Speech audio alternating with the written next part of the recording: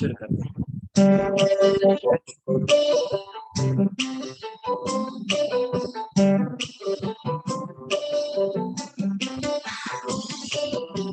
सोने अपना खून बहाकर तुझे बचा लिया, ना मैं गाऊंगा कि तुलसी के तुझे बचा लिया। सोने अपना खून बहाकर तुझे बचा लिया।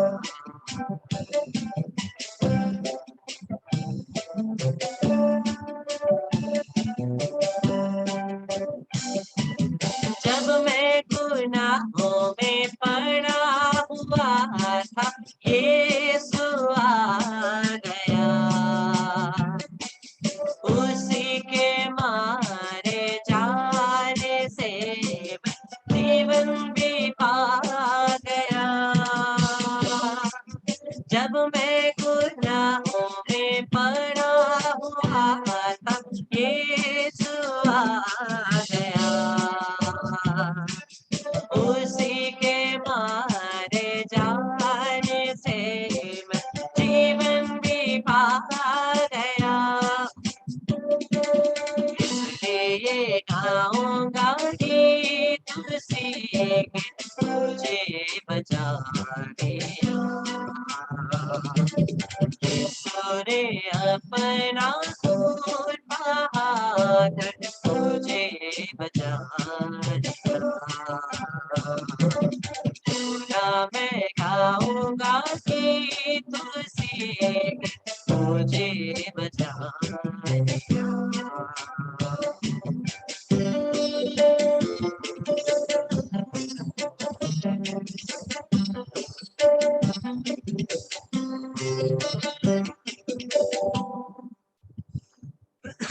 Praise the Lord, hallelujah. Krishna मेरे प्यारे भाई बहनों, स्वागत है आज के दिन में प्रभु की उपस्थिति में, प्रभु की आराधना स्तुति महिमा करते हुए प्रभु के वचनों के साथ।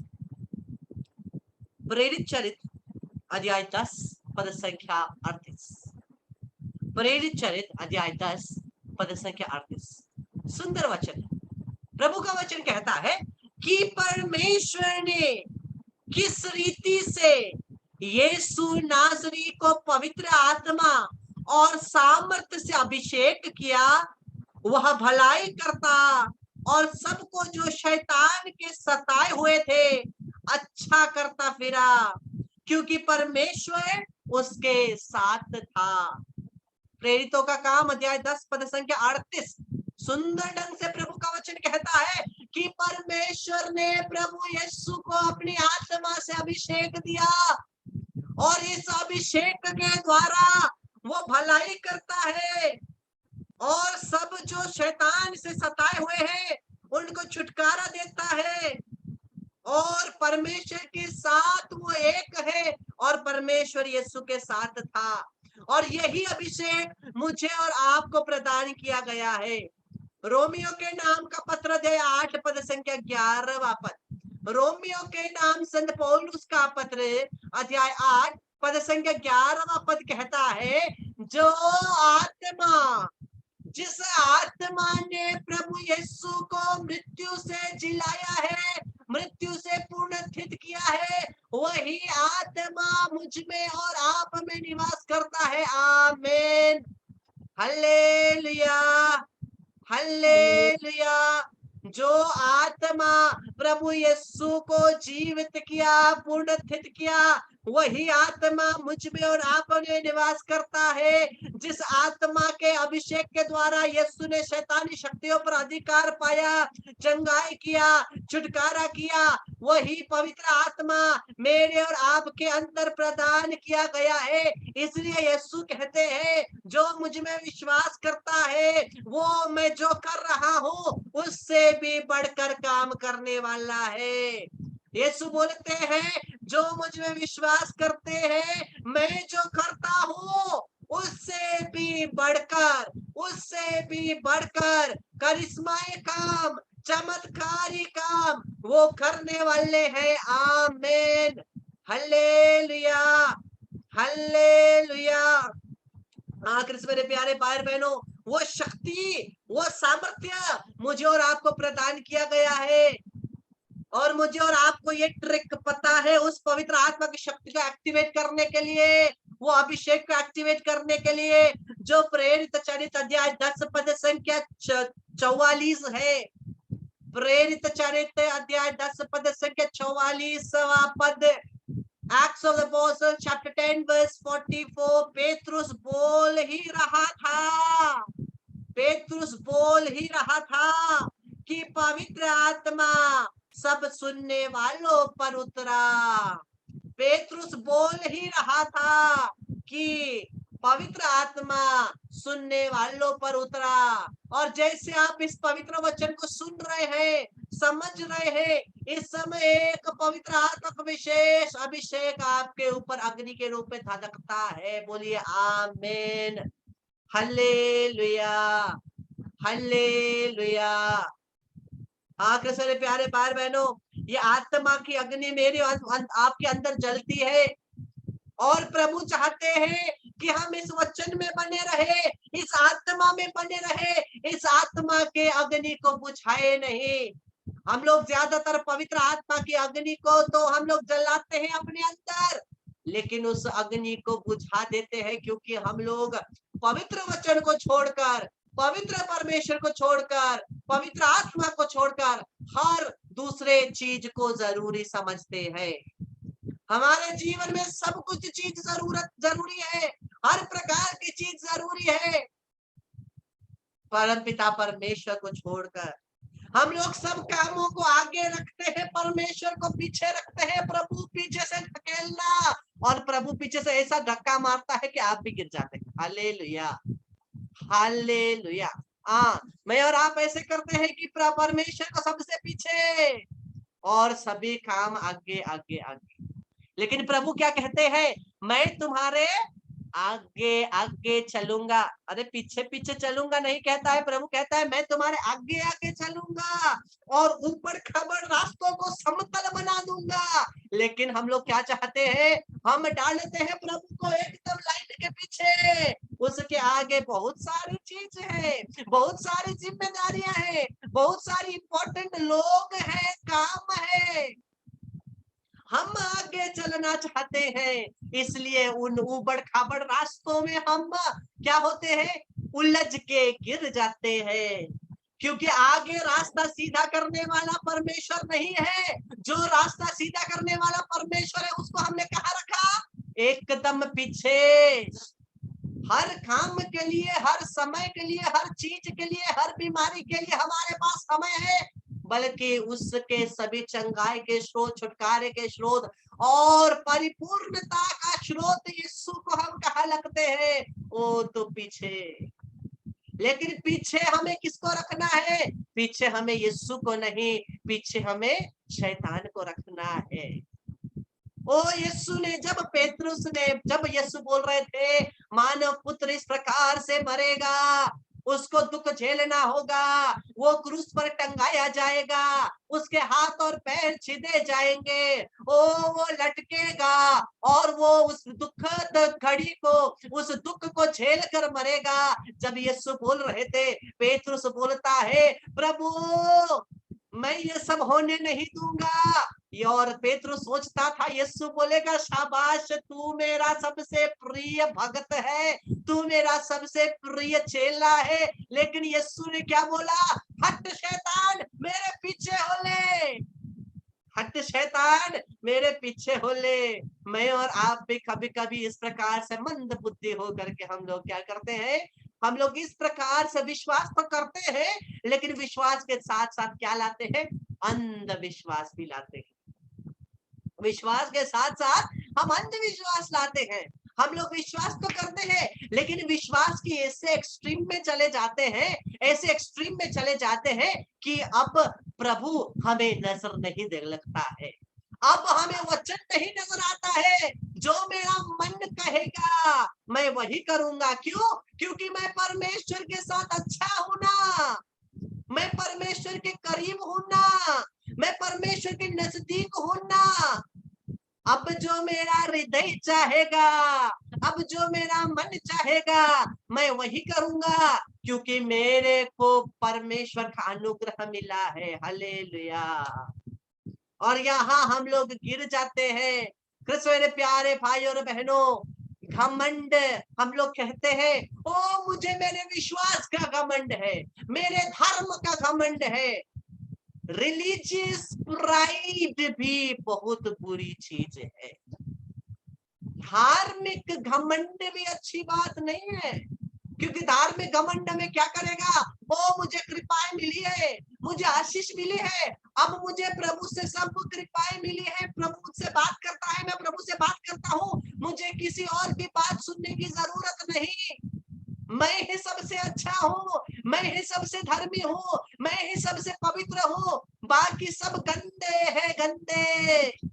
ये मेरे और आपके मनोभाव हो जाती है जब हम लोग धर्म में अंधे हो जाते हैं।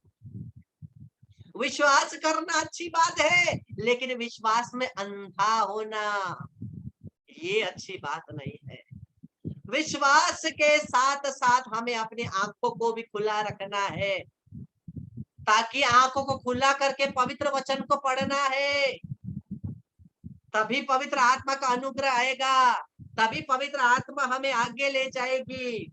नहीं तो हम लोग क्या होंगे, पवित्र आत्मा की ज्योति को बुझाएंगे, और जो आत्मा हमारे अंदर से बोल रहा है वो पवित्र आत्मा नहीं होता, वो अपना आत्मा होता है, खुद का आत्मा होता है, जो घमंड के कारण हमें इंस्पायर करता है, घमंड के अनुसार हमें आगे बढ़ाता है। और जब ये घमंड के अनुसार हम लोग आगे बढ़ते हैं, डूब गयो नौका, सब कुछ खत्म हो जाता है। मुझे और आपको क्या करना है, ध्यान रखना है जी, आत्मा का ख्याल रखना है जी, ये मन का ख्याल रखना है जी, ये मन किस तरफ मुड़ रहा है, ये आत्मा किस तरफ मुड़ रही है, ख्याल रखना है।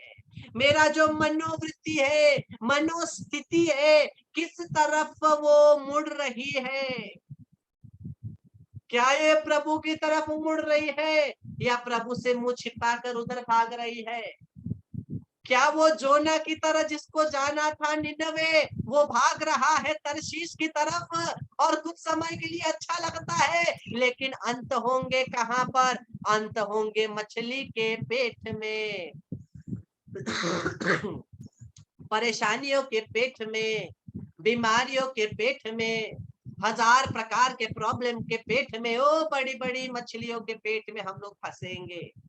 मुझे और आपको ध्यान रखना है, हमारे मनोवृत्ति को, हृदय को चेक करे, मैं अच्छा हूँ, मैं पवित्र हूँ। कृष्ण मेरे प्यारे भाई बहनों, अगर आप सोचते हैं आप बहुत पवित्र है, आप बहुत ही धर्मी है, अगर आपको लगता है मैं तो इतना प्रार्थना करता हूँ, मैं तो पवित्र हो गया हूँ, मैं तो शुद्ध हो गया हूँ, मैं तो बहुत अच्छा हूँ, आप पवित्रता के जो लेवल है उसमें सबसे नीचे है, ऊपर नहीं है।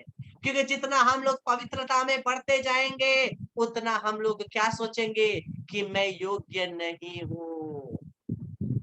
जितना हम लोग पवित्रता में आगे बढ़ेंगे, हमें ऐसा लगेगा कि मैं योग्य नहीं हूँ।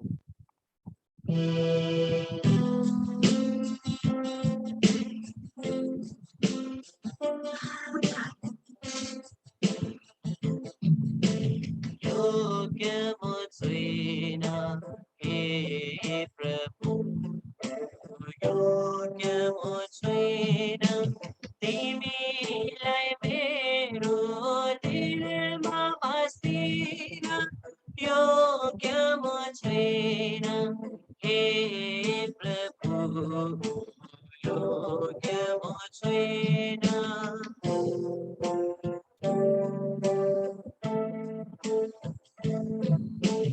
योग्य मुझे न हे प्रभु, योग्य मुझे न तिमीलाई मेरो दिलमा बसिन, योग्य मुझे न हे प्रभु, योग्य मुझे न।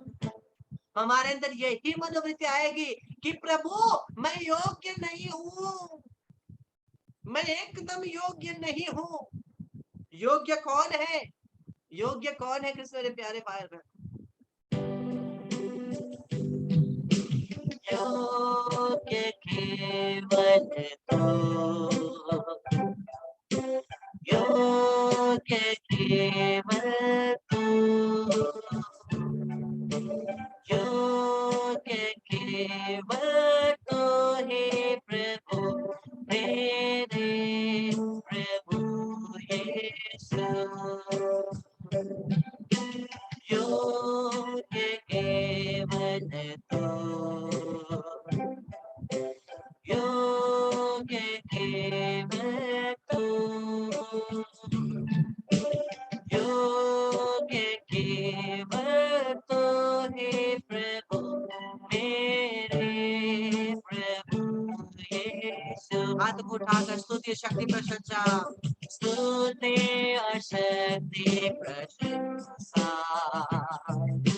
स्तुति और शक्ति प्रशंसा, स्तुति और शक्ति प्रशंसा प्रभु तेरे प्रभु यीशु। स्तुति और शक्ति प्रशंसा, स्तुति और शक्ति प्रशंसा, स्तुति और शक्ति प्रशंसा, स्तुति और शक्ति प्रशंसा प्रभु मेरे प्रभु यीशु, मेरे प्रभु यीशु, मेरे प्रभु यीशु। केवल एक योग्य है, वो कौन है? मेरे प्रभु यीशु। कृष्ण प्यारे भाई और बहनों, हम योग्य नहीं हैं, हम उसकी कृपा पाने के योग्य नहीं हैं, हम उसकी दया पाने के योग्य नहीं हैं। हम लोग बार बार उससे दूर चले गए हैं, हमने बार बार उसके दिल को चोट पहुंचाई है। जो दिल हमारे लिए जलता है, उस दिल को हमने क्या किया? ठंडे ठंडे आइसक्रीम डाल दी है, ठंडे ठंडे बर्फ डाल दी। क्या है? हमारा पाप है, हमारी कमजोरियां है। उस जलती हुई धधकती हुई अग्नि को हम लोग बुझाने की कोशिश करते हैं। ओ वो दिल जो मुझे और आपको प्यार करता है, मैंने और आपने उस दिल को क्या किया है? चुभा है, चुभा है, चुभा है। ओ जैसे कभी कभी हम लोग अगर अभी तो लेंट का समय है, बोलना नहीं चाहिए, लेकिन फिर भी अगर जब हम लोग कुछ किसी के मांस को मैरिनेशन करते हैं, तो वो अच्छा मसाला जाने के लिए कांटे से थोड़ा सा चुभते हैं ना। जो बार बार हम लोग चुभते हैं, मछली हो या कोई भी मांस हो, मैरिनेट करने के लिए अच्छा मसाला घुसे, उसके लिए क्या करते हैं? चुभते हैं कांटे को लेकर के ना। वैसे ही प्रभु के हृदय को हम लोग बार बार चुभ रहे हैं, बार बार चुभ रहे हैं। अभी 40 का समय है, बहुत लोगों ने मांस मछली छोड़ा है, इसलिए मांस मछली बोलते हैं, किसी किसी के मुंह में पानी भी आ रहे हैं। Hallelujah, hallelujah. किसे रे प्यारे भाई और बहनों, हम लोगों ने उस प्रभु के हृदय को क्या किया? छेद दिया है, दुख पर हम लोगों ने पहुंचाया है उसके दिल को। याद रखिए, उसकी कभी कभी हम लोग क्या होते हैं, हम लोग ऐसा सोचते हैं, प्रभु की कृपा पाने के लिए मैं योग्य हूं। कभी भी कोई भी योग्य नहीं है, कभी भी कोई भी योग्य नहीं है। ना मैं ना आप, इस संसार में कोई व्यक्ति नहीं है जो परमेश्वर की कृपा पाने के योग्य हो। अगर योग्य होता तो यीशु को हमारे लिए क्रूस पे अपने आप को समर्पित करना नहीं पड़ता। उसने हमारे लिए अपने आप को समर्पित किया, क्योंकि हम अयोग्य है, स्वर्गीय राज्य में प्रवेश करने के लिए अयोग्य है। अगर हम लोग स्वर्गीय राज्य में प्रवेश करने के लिए योग्य होते तो उसको ये करना नहीं पड़ता, उसको हाथ और पैर छिदाने नहीं पड़ते, उसको छाती छिदाना नहीं पड़ता, घोड़ों की मार खानी नहीं पड़ती, कांटों का मुकुट पहनना नहीं पड़ता, भारी क्रूस ढोकर के कलवारी की चोटी पर चलना नहीं पड़ता। उसने इसीलिए किया क्योंकि मैं और आप अयोग्य है, बार बार हम लोग गिरते हैं। हालेलुया। और मैं और आप योग्य नहीं है कि यीशु हमारे लिए यह सब करे। वो इसीलिए करता है ताकि हम इसी क्रूस के द्वारा, इसी बलिदान के द्वारा स्वर्ग के राज्य के लिए खरीदे जा सके। मैं और आप अपने कामों की वजह से, कमजोरियों की वजह से पहले ही नरक कुंड के लिए हम लोग योग्य बन चुके हैं, लेकिन यीशु ऐसा होने नहीं देता, क्योंकि उसने अपना लहू बहाया ताकि वो जो नरक के लिए हमें और आप फेंके गए हैं, ऑलरेडी हम नरक के योग्य बन गए हैं। हमें अपने पवित्र अनमोल लहू के द्वारा उसने खरीदा है। उसने मुझे और आपको खरीदा है ताकि मैं और आप स्वर्ग राज्य में प्रवेश कर सके। आप भी सोचिए, क्या उसको जरूरत थी ये करने की? क्या उसे जरूरत थी अपने आप को बलिदान चढ़ाने की? क्या मैं और आप योग्य है कि हमारे लिए ये मानव, ये पुत्र, ये ईश्वर का पुत्र अपने आप को बलि चढ़ाए? क्या हम योग्य हैं? मैं और आप योग्य नहीं है।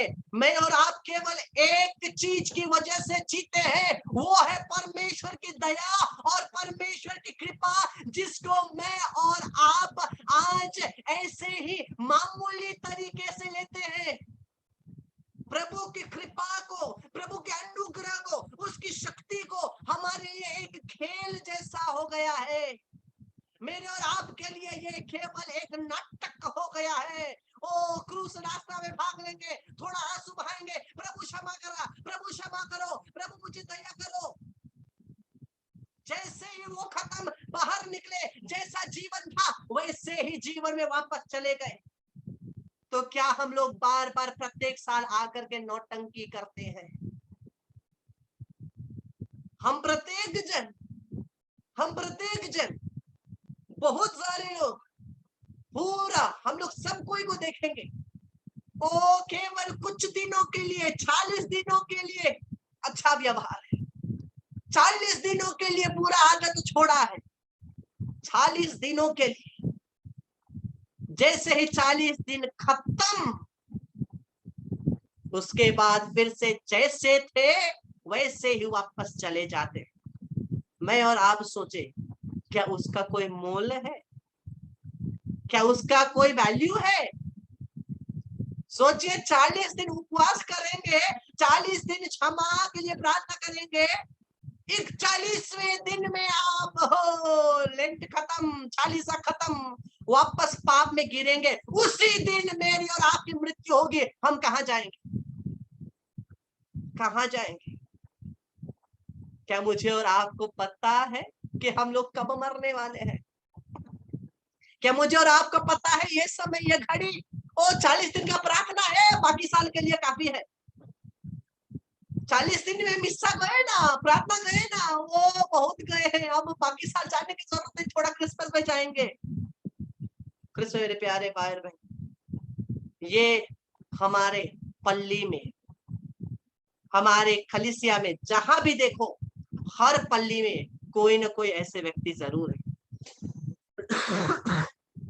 मुझे और आपको देखना है, मेरी और आपकी जिम्मेदारी है एक दूसरे को क्या करना है? उठाना है। नेपाली में अच्छा वर्ड है, छकछकाएर उठाउनु ना, उसको हिला हिला के उठाना। सोया हुआ है, अब सोने की समय नहीं है, जागना है, जागो। मेरे प्यारे भाई और बहनों, मैं और आप कब तक सोएंगे? मैं और आप कब तक पट्टी बांध करके चलेंगे? जब मैं और आप देखते हैं किसी को पाप में फंसते हुए, कमजोरी में फंसते हुए, कब तक मैं और आप पट्टी बांध करके नाम देखा करके चलेंगे? परमेश्वर के राज्य के लिए कब मैं और आप असली काम करना शुरू करेंगे? लोगों के जीवन को सुधार कर आत्मा बचाना कब शुरू करेंगे? मेरी और आपकी ये सोच है, ये हमें ध्यान रखना है, ख्याल रखना है। मैं और आप चाहते हैं केवल एक प्रार्थना में भाग लिया, चंगाई मिला, छुटकारा मिले, खत्म, मेरा काम खत्म। मेरे प्यारे भाई बहनों, प्रभु मुझे और आपको इसलिए चंगाई नहीं देता ताकि आप उल्टे पैर फिर से वापस चले जाए और जैसा जीवन था वैसे ही आप जिए। नहीं, परमेश्वर आपको इसलिए चंगाई देता है, अभिषेक देता है, छुटकारा देता है ताकि आप एक साक्षी बने। जब आप चंगाई रिसीव करते हैं, छुटकारा रिसीव करते हैं, आपके ऊपर पवित्र आत्मा का अभिषेक आता है और प्रभु का वचन कहता है, प्रेरित चरित अध्याय 1 पद संख्या 8, जब वो आत्मा तुम पर उतरेगा तुम क्या करोगे? उल्टे पैर चले जाकर के जैसा जीवन था वैसे ही जियोगे? नहीं, तुम शक्ति प्राप्त करोगे और तुम यहूदिया, समारिया, केवल उतना नहीं बोला, पूरे संसार में क्या होगे? मेरी साक्षी होगे। Hallelujah, hallelujah, hallelujah. प्रभु यीशु की स्तुति हो, प्रभु यीशु की महिमा हो, प्रभु यीशु को धन्यवाद। Hallelujah, hallelujah.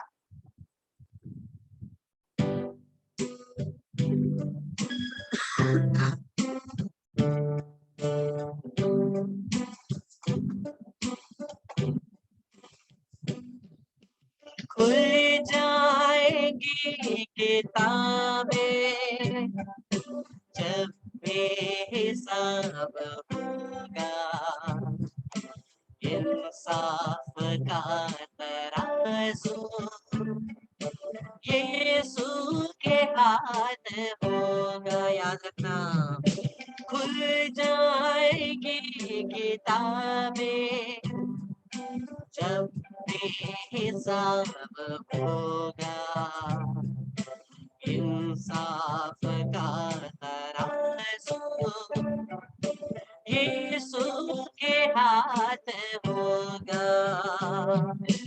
आजा अभी भी मुड़ कर, यीशु बुला रहा है।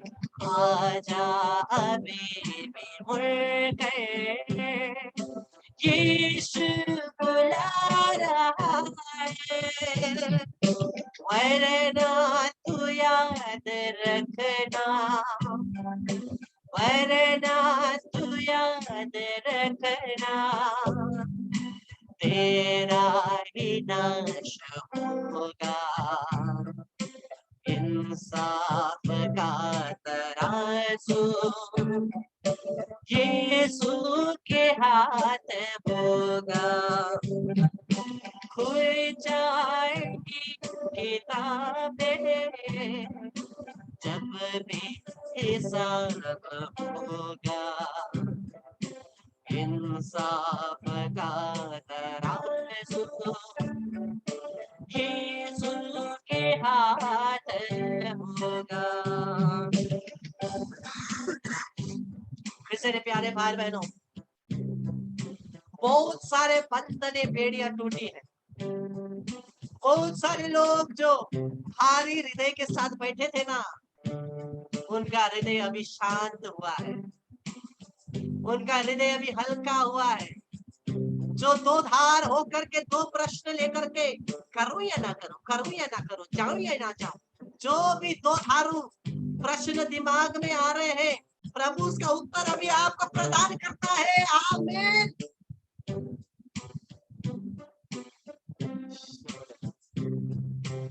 आज पता है, मैंने कुछ और वचन तैयार किया, यहाँ पर मेरा कुछ और वचन दिए गए।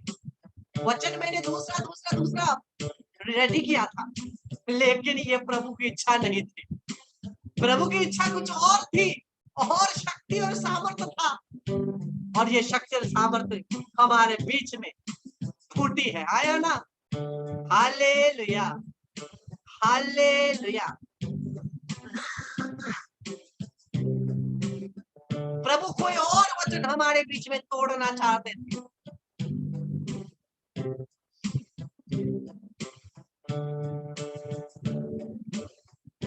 अनेकों लोगों की हृदय के घावों से छुटकारा मिला है, आंतरिक शंकाएं बहुतों को मिला है। प्रभु यीशु के दुख के जो भेद यहाँ पर बताए जा रहे थे, उस भेदों को सुनने के द्वारा बहुत लोगों के हृदय के घाव चंगे हो गए हैं। हालेलुया।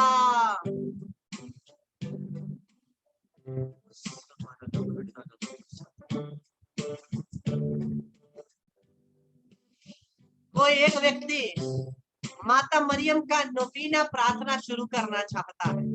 कोई एक व्यक्ति सोच रहा है कि मैं माता मरियम का नोवीना प्रार्थना शुरू करूं। प्रभु ने आपके हृदय को देखा है, आपके निवेदनों को स्वीकार किया है। आप नोवीना प्रार्थना करिए, आगे बढ़िए।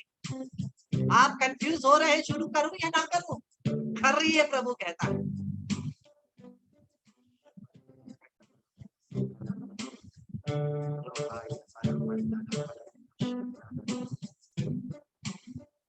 कोई एक व्यक्ति बार बार प्रभु के पास एक प्रश्न उठा रहा है और प्रभु उस प्रश्न का उत्तर आपको इस समय प्रदान कर रहे हैं।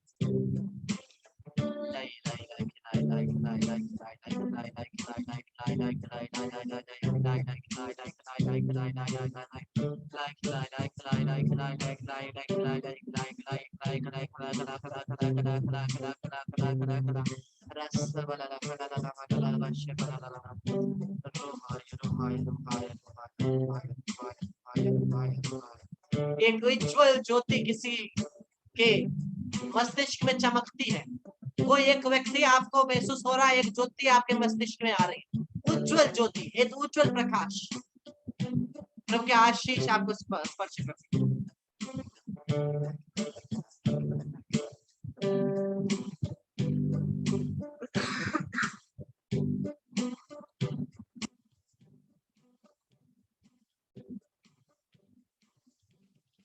धन्यवाद यीशु, धन्यवाद यीशु, धन्यवाद यीशु मेरो मन देखी।